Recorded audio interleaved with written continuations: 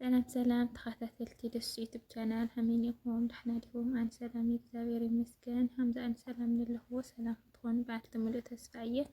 እናንተም ሰብስክራይብ ልገበርኩም ካብ ልቢ ቀኒየለይ እቶም ሰብስክራይብ ልገበርኩም ድማ ሰብስክራይብ እናገበርኩም ኣተባብዕኒ ማለት እዩ። ማዕተ ዘለኩም ንመጻኹ ድማ ከምዚ ትርእይዎ ኣለኹም ማለት እዩ። በቃ ፀጉርካ ምስራሕ ማለት እዩ። ደቂ ተንሽትዮ ኣሕዋተይ ረኣይ ኣትጠቕመክን እያ ማለት እዩ። ቅርሺ ተውፃ ቅርሺ ከይትራ ማለት እዩ። ኣብ ገዛ ክንስራሕ ኣቢልክን ፎቶ ክንትልዕል ዝበላይክን መቸም ንፎቶ ኢና እምበይ ምንም ብሲ እንጥቀመሉ ኣብዚ ዓዲ እዚ ሲ ላበይ ንውፀሉ ነርና ላበይ ብመሸፈን ከመን ስሙይቲ ጨጉርና ማለት እዩ።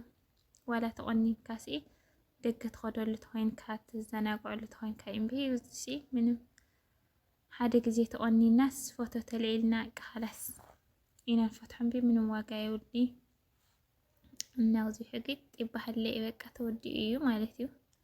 ኣብዚ ተወዲኡ ከም ትርእይዎ ኣለኹም ጫፍ ጫፍ ናቀረፅክዎ ነይረ ማለት እዩ። ወዲኡ እዩ ግን ባይዞይ ብጣዕሚ ኢለ ድኽመካ ማለት እዩ። ኣድኸም ይለብለካ ኣድኸም እንኮራንዐ ማለት እዩ። ኣብዚ ለ ወዲኡ ከምዚ ይባሃል ርኢታ ወዳዲኡ እዚ ክዳን ቀይ